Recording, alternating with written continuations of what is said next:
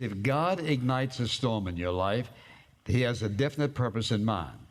And let's say that you are a Christian and you're just sort of drifting along and everything's fine.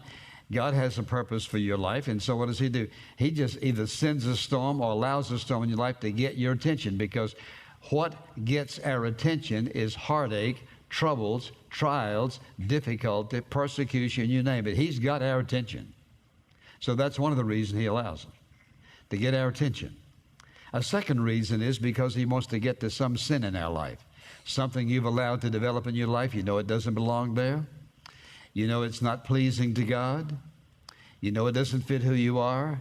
And so what happens? He sends a storm to get your attention, to get you to listen, to look, and to look at your life and to recognize there's something going on in your life that shouldn't be there. And He wants you to deal with it. And listen to this, the longer you hold on to what He wants to get rid of, the stronger the storm is going to become. And many people, it may begin with a little wind. And for many other people, it ends up to a hurricane for the simple reason they refuse to acknowledge that God is up to something in their life. And then, of course, a third reason, and that is He wants you to surrender something. He wants you to lay down something. He wants you to take your hand off of something that you're gripping, that you're grasping very tightly. And God wants you to loosen your grip on it. So listen, because He's got something better for you than that. And so what happens? He sends a storm to get you to think in Him and to recognize, to get your attention, to look at some sin and to recognize that you're holding on to something He doesn't want you to hold on to.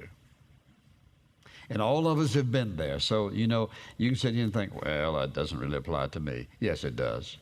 We've all been there.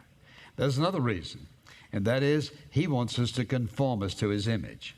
He says, stop being conformed to the likeness of the world, and be ye transformed by the renewing of your heart, that you may prove what is the good and perfect will of God.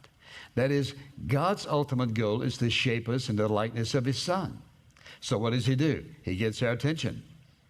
He deals with sin. He brings us to surrender. He wants to conform us to His likeness. Because you see, another reason is He has a purpose. That is, He wants to equip us to serve Him. So you ask yourself the question, what storm are you going through in life? What is it that's giving you a real difficult time right now? What is it that you'd like to change if you could? What is it that is bringing you pain, heartache, and suffering, and disappointment? And oftentimes maybe anger. Maybe you're angry at God about something He's allowed in your life. Then ask yourself the question, God, if these are the purposes, are you trying to get my attention? God, you've got it. Is there sin in my life? Show me exactly what it is. Usually we don't have to ask Him to show us. We know what that is. What is it you want me to surrender? Shaped into your, what do you need to change in my life? God, are you trying to equip me to serve you? And you see, one of the reasons that some people aren't serving God is because they're not equipped, because they've never reached that stage of surrendering themselves to Him so He can prepare them to serve Him.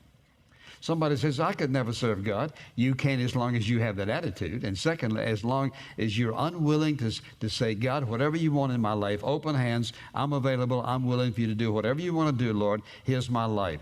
Then you may be absolutely, totally surprised at what God will do in your life.